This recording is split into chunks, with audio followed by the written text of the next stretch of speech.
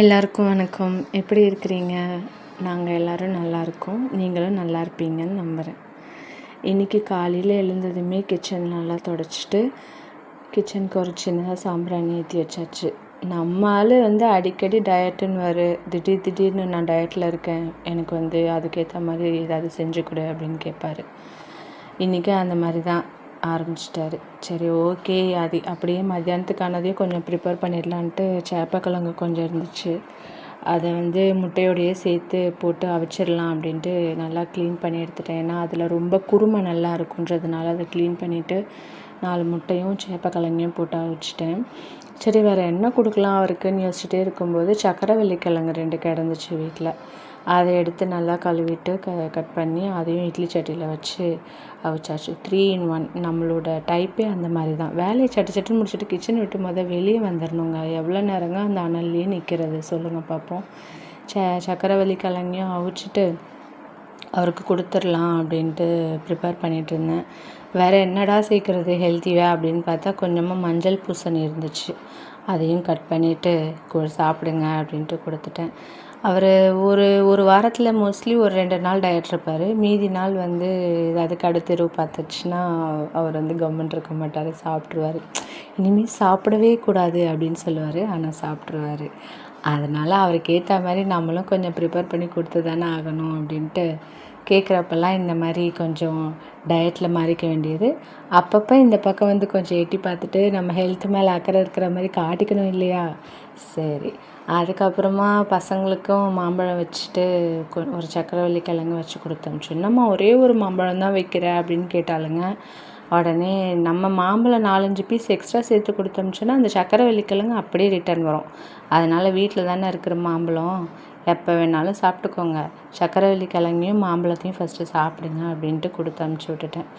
அவங்கள ஸ்கூலுக்கு அமுச்சு விட்டுட்டு நான் லன்ச் வேலையை ஆரம்பிச்சிட்டேன். லன்ச்சுக்கு வாழைத்தண்டு கூட்டும் காலையில் அவிச்சு வச்சுருந்தேன். அந்த சேப்பக்கிழங்கையும் தான் வதக்கிடலாம் அப்படின்ட்டு பிளான் பண்ணியிருந்தேன். அது என்னமோ தெரியலங்க, அவளுங்களை ஸ்கூலுக்கு அமுச்சு விட்டுட்டு நம்ம வீட்டில் இருந்தோன்னா வீடே என்னமோ வெறிச்சோடி போன மாதிரி இருக்குது. சாட்டர்டே சண்டே வீட்டில் இருந்தாலுங்கன்னா எப்படா திங்கக்கிழமை ஸ்கூல் திறப்பாங்கன்னு இருக்கும், திங்கக்கிழமை ஸ்கூல் திறந்துட்டாங்கன்னா எப்படா சாட்டர்டே சண்டே வரும்னு இருக்கும். இந்த மாதிரி தான் எனக்கு மட்டும் தோணுதா, இல்லை எல்லா பேரண்ட்ஸ்க்கும் இப்படி தான் தோணுதான்னு எனக்கு தெரியல. அது இன்னும் அந்த வீடே கலகலன்னு இருந்துட்டு திடீர்னு ஏதோ அமைதியாக இருக்க மாதிரி இருக்குது. லஞ்சுக்கு வாழைத்தண்டு கூட்டும் சேப்பக்கிழங்கும் வறுத்து கட்டி கொடுத்து அனுப்பிச்சிட்டேன். இந்த டிஃபன் பாக்ஸ் அவங்க பெரியம்மா வாங்கி கொடுத்தது. எங்கள் அக்கா தன்சிகா பொன்சிகான்னு அவங்களோட பேரை பொறிச்சு கொடுத்து அனுப்பிச்சிருந்தாங்க. எனக்கு இந்த டிஃபன் பாக்ஸ் தான் வேணும் அப்படின்ட்டு ஸ்கூல் ஸ்டார்டிங் டேலேருந்தே இதில் தான் எடுத்துகிட்டு போயிட்டுருக்காங்க. கட்டி கொடுத்து அனுப்பிச்சிட்டு நாங்கள் இட்லி கடையில் இட்லி வேலையை ஆரம்பிச்சிட்டோம். ஓம் போட்டு மங்களகரமாக இட்லி வேலையை ஆரம்பித்து முடிச்சுட்டு ஈவினிங்காக சரி ஓகே வாக்கிங் போகலாம் அப்படின்ட்டு பார்க்கு கிளம்பிட்டோம். ஏன்னா நாங்கள் டயட்டில் இருக்கோன்னு காமிச்சிக்கணும் இல்லைங்களா? வாக்கிங் போனால் அங்கே ஒரே மழை பெஞ்சு ரொம்ப சகதியாக இருந்துச்சு. பாதி இடத்துல வரைக்கும் கல் போட்டாங்க, பாதி இடத்துல கல் போடாமல் இருந்தாங்க. சரி ஓகே அட்ஜஸ்ட் பண்ணி எப்படியோ நடந்து போக ஆரம்பிச்சிட்டோம். நடக்கும்போது வியூவெலாம் பார்க்க ரொம்ப சூப்பராக இருந்துச்சு. இது எங்கள் ஊரில் இருக்கிற ஏரி தான் இது. அந்த ஏரியாவே சும்மா பார்க் மாதிரி செட்டப் பண்ணி இப்போ அழகாக அரேஞ்ச் பண்ணியிருக்கிறாங்க. முதல்லாம் இந்த பக்கம் கூட என்ட்ரி ஆக முடியாது, ரொம்ப செடி கொடியாக இருக்கும், உள்ளே என்ட்ரி ஆக முடியாது. இப்போ கொஞ்சம் க்ளீன் பண்ணி அதை ஒரு பார்க் ஏரியாவாகவே பண்ணி கொடுத்துட்டாங்க. சாட்டர்டே சண்டேலாம் ரொம்ப ரஷ்ஷாக இருக்கும், குழந்தைங்கள்லாம் நல்லா ஜாலியாக விளையாடுவாங்க. ஒரு 5:30 போல் நாங்கள் வாக்கிங் ஸ்டார்ட் பண்ணியிருந்தோம். கொஞ்சமாக அந்த நிலா எட்டி பார்த்துட்டு போச்சு. சரி வா நீயும் எங்கள் கூட அப்படின்ட்டு அதையும் பிடிச்சி வலிச்சு இழுத்துட்டு போயிடலாம் அப்படின்ட்டு எங்கள் கூடயே வந்துட்டு இருந்துச்சு. அந்த காற்றுல அந்த தண்ணி மிதக்கிறது, அந்த வியூலாம் பார்த்துக்கிட்டே ரொம்ப நேரமாக அங்கேயே டைம் ஸ்பெண்ட் பண்ணிட்டோம். லைட்டிங்லாம் போட்டதுக்கப்புறமா இன்னும் சூப்பராக இருந்துச்சு. ஜஸ்ட் எங்கள் வீட்டிலேருந்து ஒரு 1/2 hour தான் இந்த இடம். வாக்கிங் போயிட்டு ஒரு 1/2 hour நல்லா ரிலாக்ஸாக இருந்துட்டு போனோன்னா அடுத்த வேலையை போய் நம்ம நிம்மதியாக ஸ்டார்ட் பண்ணலாம்.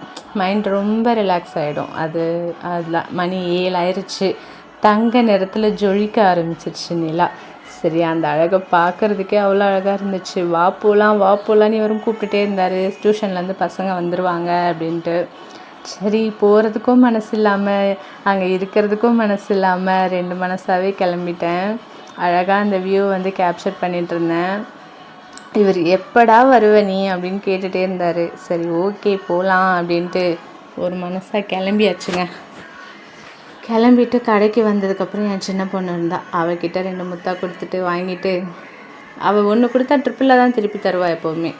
அதுக்கப்புறமா அவள் கூட கொஞ்ச நேரம் கொஞ்சிட்டு வீட்டுக்கு கிளம்பி போயாச்சு.